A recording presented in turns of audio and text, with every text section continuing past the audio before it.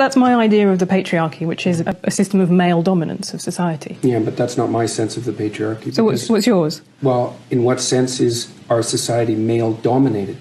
The fact that the vast majority of wealth is owned by men, the vast majority of capital is owned by men. Women do more unpaid labour. Very tiny proportion of men, and a huge proportion of people who are seriously disaffected are men.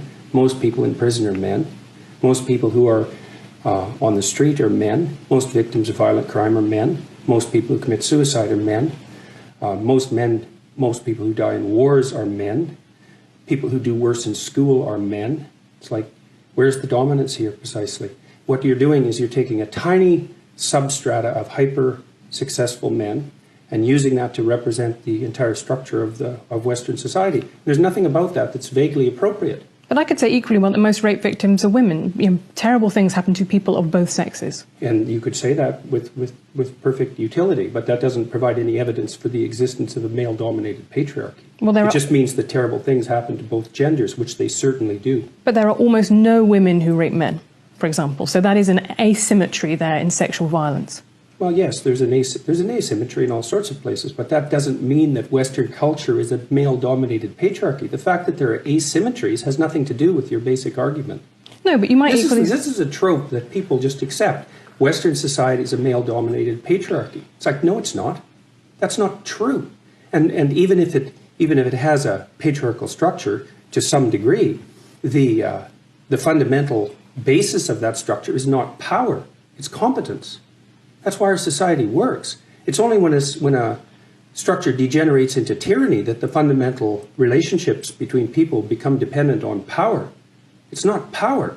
If you hire a plumber who's likely to be male, it's not because there's roving bands of tyrannical plumbers forcing you to make that choice.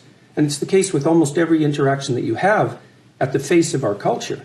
You're dealing with people who are offering a service of one form or another, who are usually part of the broad middle class, and what you're looking for is the person who can offer the best service, and you can find it. It's not a consequence of being dominated by anything that's tyrannical. And then again, our culture, our Western culture, which is by no means perfect, and certainly has tyrannical elements like all cultures do, is the least tyrannical society that's ever been produced, and certainly the least tyrannical society that exists now. This whole patriarchy thing, I think you have no idea how pernicious and dangerous it is. Well, no, I don't. I really don't. Go on. Throughout history have fundamentally cooperated to push back against the absolute catastrophe of existence. A terrible death rate, the probability of chronic starvation, early death, disease, the difficulty of raising children with all the death that was associated with that. And to look backwards in time and say, well, basically what happened was men took the upper hand and persecuted women in this tyrannical patriarchy. It's absolutely dreadful misreading of history. It's a terrible thing to teach young women, and it's a horrible thing to inflict upon men.